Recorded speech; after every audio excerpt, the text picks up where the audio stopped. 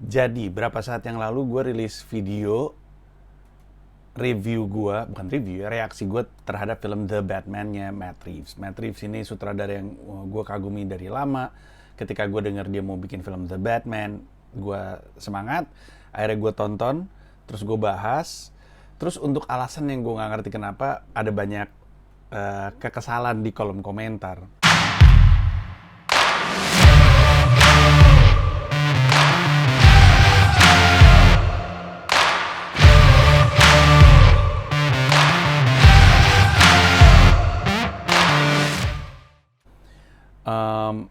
Kayaknya sih kekesalannya karena mereka kesel atau setidaknya triggered ya sama kekecewaan gue bahwa ini ternyata bukan film Batman yang gue sangka-sangka gitu. Ekspektasi gue sama realitanya tuh nggak nyambung. Gue tuh pengen ketemu film Batman yang film Batman-nya itu menggambarkan Batman lebih dari sisi detektifnya ketimbang orang yang kerja mukul-mukul dan nggak superhero-nya lah gitu, lebih ke detektifnya. Karena waktu sebelum pandemi itu yang digadang-gadang, disebutnya kayak gitu, pendekatannya lebih detektif karena penjahatnya tuh terkesan realistis karena inspirasinya Zodiac, pembunuh beneran yang juga ada filmnya diperankan sama Jake Gyllenhaal sama Mark Ruffalo.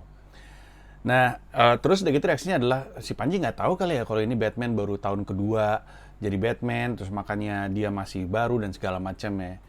Irrelevan sebenarnya, irrelevan. Mau dia Batman baru 2 bulan, mau dia Batman 20 tahun, gue tuh pengen ketemu film Batman yang lebih menggambarkan Batman dari sisi detektif ketimbang superhero. Kalau misalnya argumen lu, kan dia masih baru. Ya kan terserah mau dia masih baru mau dia enggak, kan gue juga tahu kan kalau film ini kan gue baca semua tuh, gue sama Shani waktu itu. Shani tepatnya ngirim-ngirim ini ada sumber-sumber ini nih gitu, jadi gue ngikutin mulu. Gue tahu bahwa film ini menggambarkan Batman di sisi baru, apa sih, di masa-masa dari baru jadi Batman, tapi irrelevan kan. Yang gue harapin itu bukan Batman baru, Batman lama, Batman yang digambarkan di sebuah film, regardless dia berapa tahun jadi Batman, lebih menggambarkan sisi deduksinya ketimbang dia sebagai superhero. Karena sebenarnya sutradara itu kan punya artistic license, punya creative license untuk bawa apa yang dia pegang kemudian dibikin jadi apa aja. Itulah kenapa nggak semua film DC dan lebih tepatnya beberapa film DC dan beberapa film Marvel, termasuk film-film kayak X-Men, itu nggak bener-bener persis kayak di komiknya penggambarannya, karena sutradaranya punya artistic dan creative license untuk mengubah dia seperti apapun dan sumbernya banyak. Gue nggak tahu yang ngomong itu tahu atau enggak ya, tapi kan DC seperti Batman, seperti Marvel itu kan ada banyak variasinya, banyak layernya gitu. Ada salah satu seriesnya Batman di mana Bruce Wayne itu sebenarnya sebelum jadi Batman jadi detektif dulu. Ada tuh Batman Earth apa gitu, gue lupa. Yang mana ceritanya di situ si Batman-nya Bruce Wayne-nya jatuh miskin karena kekayaannya nggak ada gitu ya, karena orang tuanya dibunuh. Lalu ada kaitannya sama orang tua yang dibunuh, dia putuskan untuk masuk ke Gotham Police Department. Dia jadi satu dari sedikit sekali polisi yang baik. Nah, waktu itu misinya si Batman itu adalah justru untuk nangkep Batgirl dan Robin pada waktu itu. Terus akhirnya gue lupa gimana ceritanya. Tapi akhirnya si Bruce Wayne-nya justru gabung jadi Batman bersama dengan Batgirl dan Robin.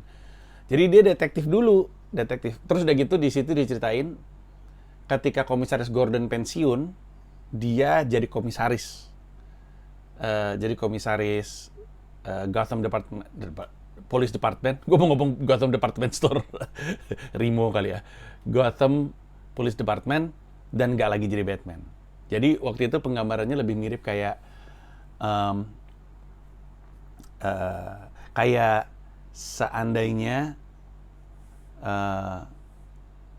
Harvey Dent itu tidak jadi Two-Face gitu, kurang lebihnya kayak Matt Murdock. Daytime dia memberantas kejahatan dengan cara yang normal dan wajar, nighttime dia jadi vigilante gitu. Jadi sebenarnya ngambil artistic license atau creative license ke arah bahwa Batman adalah detektif itu bisa aja ngambil dari situ. Spider-Man itu paling sering tuh ngambil sesuatu terus dicampur aduk, dan sebenarnya untuk yang baca Spider-Man tahu bahwa harusnya nggak gitu tuh, bajunya bukan yang ini, gitu-gitulah pokoknya. Tapi mereka punya artistic license. Jadi gue sebenarnya rada rada menyayangkan aja, bukan itu yang gue temukan. Bahkan dari pertama kali Batman muncul, itu kan DC kan masih detektif comics. Jadi pada zamannya dulu, komik, jadi komik itu sempat jadi bacaan anak. Komik itu dimulai dari koran, dari komik strip gitu. Kemudian akhirnya dia punya tempat jadi sesuatu yang lebih produk berdiri sendiri. Kemudian ketika masuk Perang Dunia, komik geser jadi sesuatu yang lebih dewasa gitu. Komik ada kaitannya sama perang, ada kaitannya sama Hitler, sama Nazi. Dan ketika pembaca komik mulai dewasa, komik kemudian mulai geser ke genre kriminalitas dan berbau seksi-seksian. Terus kemudian muncullah detektif comics. Gue lupa timeline-nya seperti apa, tapi detektif comics itu bagian dari era di mana orang senang baca berita kriminalitas. Baru muncullah Batman. Bahkan Batman di awal DC masih detektif comics, itu masih nembak-nembak orang. Kalau sekarang kan ceritakan Batman karena trauma orang tuanya dibunuh pakai pistol, dia nggak mau pakai pistol. Intinya sebenarnya bisa aja. Mau itu baru 2 minggu juga bisa dibikin Batman-nya itu lebih ke arah detektif. Tapi itu nggak terjadi. Bahkan kalau misalkan mau ngomongin soal artistic license ya, cari tahu deh, ini bagian dari layer yang berbeda soal film, soal Batman yang paling bikin merinding. Ada satu cerita yang menggambarkan bahwa ternyata selama ini Joker itu adalah Alfred. Keren banget itu. Cari deh di Google ada. Bahwa selama ini Alfred yang kasihan sama Master Bruce harus bermain polisi dan penjahat supaya Master Bruce-nya ya secara mental tuh diawasin tapi juga nggak ngelakuin sesuatu yang aneh-aneh. Jadi digambarkan bahwa ada panel-panelnya tuh keren banget yang Alfred bilang, gue tuh sayang sama lu Bruce, gue melakukan apapun untuk lu, termasuk untuk melakukan sesuatu yang nggak pernah kepikiran sama gue, itu berpura-pura menjadi keren banget.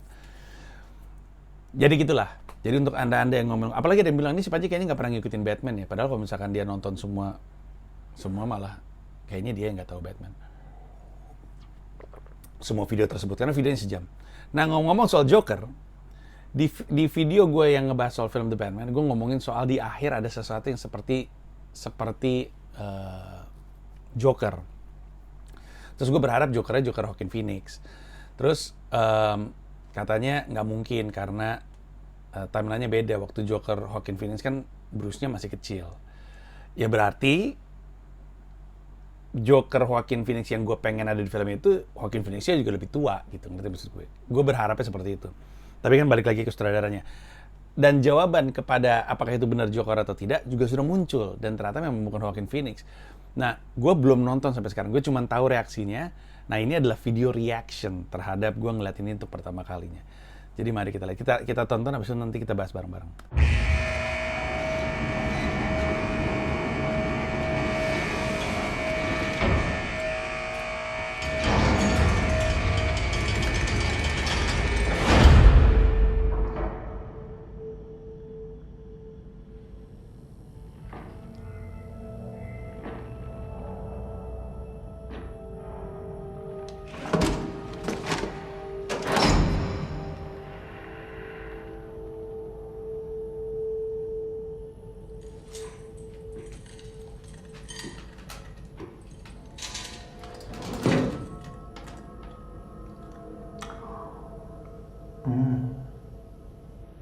Present.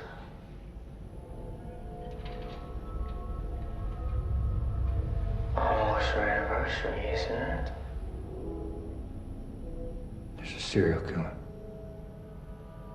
I want your perspective.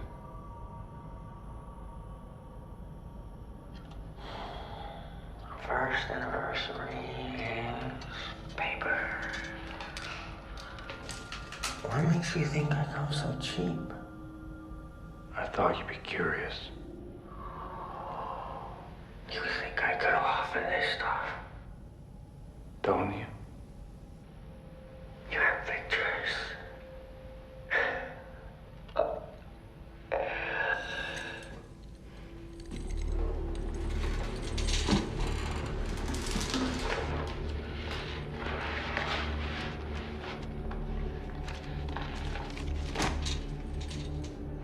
Oh,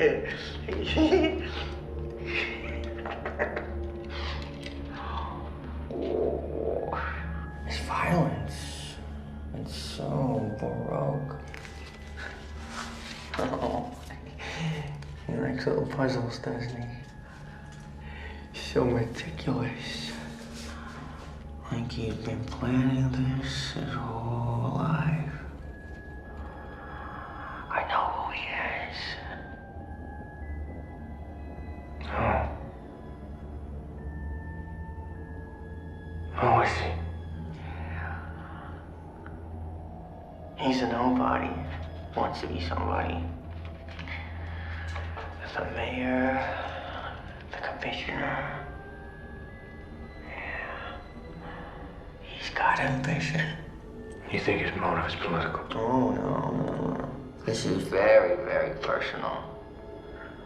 He feels these people have all wronged him. Probably goes way back. Unhealed wounds, stolen lunch money. Why is he writing to me? Maybe he's a fan of yours? Or maybe he's got a grudge against you, too. Maybe you're the main course. Any theories? Not yet. Really? You're normally so ahead of the curve. But something is different this time. This is very upsetting to you. Let's get back to him. Why? You're so much more fun. I'm not here to talk about me. What are you here to talk about? I want to know how he thinks. You know exactly how he thinks. Have you read this file? You two have so much in common. Masked Avengers. So he's even more righteous. Oh, are you afraid he makes you look soft? You're wasting my time.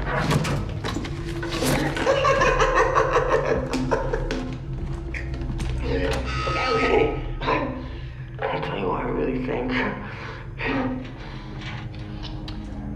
I think you don't really care about his motives, whether he loves or hates you.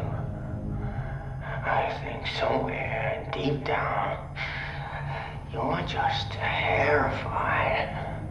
Because you're not sure he's wrong, huh? You think they deserved it, huh? You think they deserved it.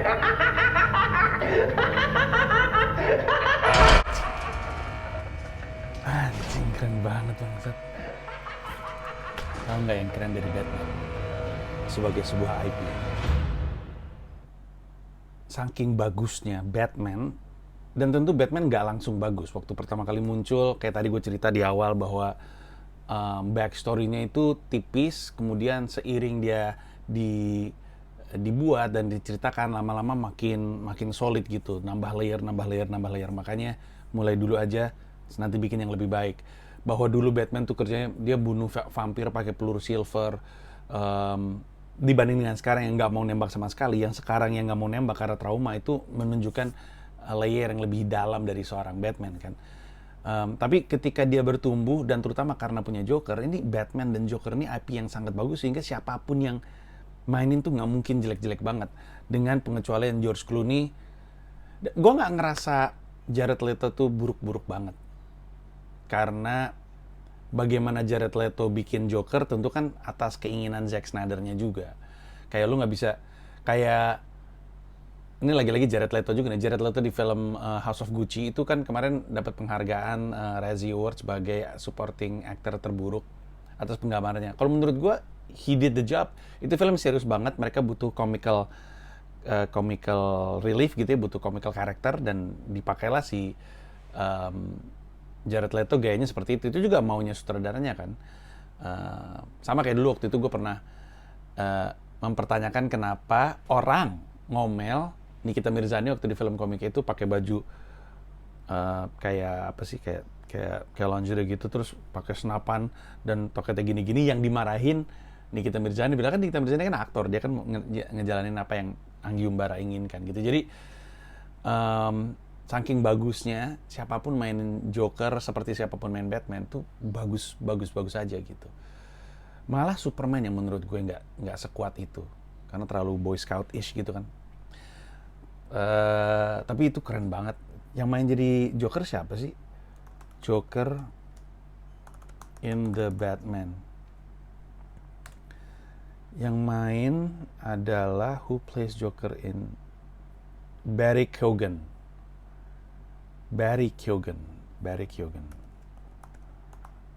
Tampak Irish actor. Tampak sekali gue nggak Oh my goodness. Oh, Barry Keoghan ini yang main pantasan Barry Keoghan ini yang main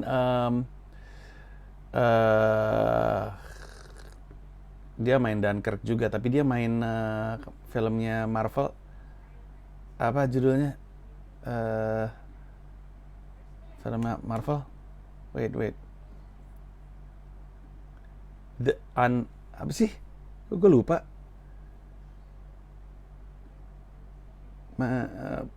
Wait.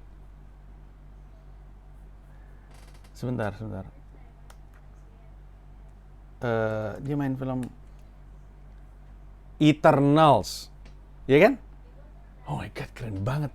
Pantesan waktu itu gue ngeliat ada artikel Barry Keoghan terus udah gitu main di film The Batman, terus gue nginget Barry Keoghan main apa ya? Gue pikir dia jadi kayak side character gitu. Gue mencoba apa jadi salah satu penjahatnya, kok gue nggak inget sama sekali ya. Gila kalau Barry Keoghan jadi Joker sih, gila keren banget. Kemarin gue ngeliat Jaka Adi nge-tweet sesuatu, dia bilang untung dicabut adegan barusan dari film The Batman. Kalau enggak orang akan fokus ke situ, dan gue setuju. Kasihan Paul Dano-nya menurut gue. Karena ketika Barry Keoghan-nya dicabut, Paul Dano-nya jadi sentral gitu. Sementara kalau misalkan dia ada di situ, Joker tuh akan selalu jadi pembicaraan siapa yang mainin cocok atau enggaknya gitu. Sehingga nanti Paul Dano-nya ketutup. Paul Dano-nya juga brilian. Gue nggak tahu kenapa dicabut, tapi keputusan yang baik. Gue setuju sama Jaka Adi. Dan yang gue nilai dari ngelihat Joker ya, biasanya pertama kali adalah tampilan, terus kedua ketawa. Makanya gue suka banget Joaquin Phoenix dijelasin kenapa dia ketawa di film Joker itu, dijelasin kenapa dia ketawa mulu gitu, ternyata penyakit. Dan si Joaquin Phoenix itu mempelajari penyakit tersebut dan menggunakan itu dalam karakter Joker yang dia perankan. Dan memang tipikal ya, ketawanya Joker itu tipikal kayak yang Barry Keoghan keluarkan gitu, semua agak tinggi gitu nadanya. Bukan kecuali punyanya Joaquin Phoenix juga, tapi kayak terbenarkan gitu, kayak jelas kenapa ketawanya kayak gitu. Tapi gue suka banget sama portrayal tadi. Secara kostum nggak kelihatan karena dia lagi di Arkham Asylum kan. Terus Batman pakai baju Batman masuk Arkham Asylum aja menunjukkan dia tuh emang sakit jiwa. Terus udah gitu ada kalimat yang lu tahu apa yang dia pikirkan. Itu sesuatu yang gue bahas juga tuh di video The Batman. Baik Riddler ataupun The Batman tuh cara pikirnya sama. Makanya memperkuat asumsi gue bahwa harusnya Batman itu bisa jadi detektif juga. Tapi kalimat yang paling keren dari yang barusan itu adalah dia bilang, lu sebenarnya dalam hati setuju kan sama Riddler? Lu dalam hati setuju apa yang dia lakukan? Itu satu kalimat itu kuat sekali menggambarkan sisi psikologisnya Batman. Untuk yang nggak tahu apa yang gue bahas di video sebelumnya, cek aja The Batman. Judulnya cuma itu di YouTube gue, The Batman. Tapi kalau lu belum nonton, ini spoilernya parah. Ini juga spoiler parah ya, harusnya gue ingetin di depan, maaf. Tapi naruh dia sebagai teaser, bukan sebagai teaser ya, sebagai deleted scenes pasca filmnya tayang, menurut gue dari sisi marketing memperkuat kelanjutannya. Nggak sabar pengen nonton selanjutnya gue. Udah segitu aja dari gue. Makasih banyak udah ngelihat video reaction gue ngelihat si Joker di film The Batman. Dan kita tunggu nanti filmnya seperti apa. Bye-bye. Terima kasih udah nonton video ini dan juga terima kasih udah subscribe kanal YouTube gua. Gua mau ngasih tahu bahwa gua membuka YouTube membership dan ada 3 jenis penawaran. Ada 1 paham Rp30.000, ada 1 rasa Rp125.000, ada 1 jiwa Rp1,5 juta. Masing-masing punya manfaat-manfaat tersendiri. Ada konten-konten khusus yang gue siapkan untuk para member. Kalau tertarik silahkan mampir ke home, klik join.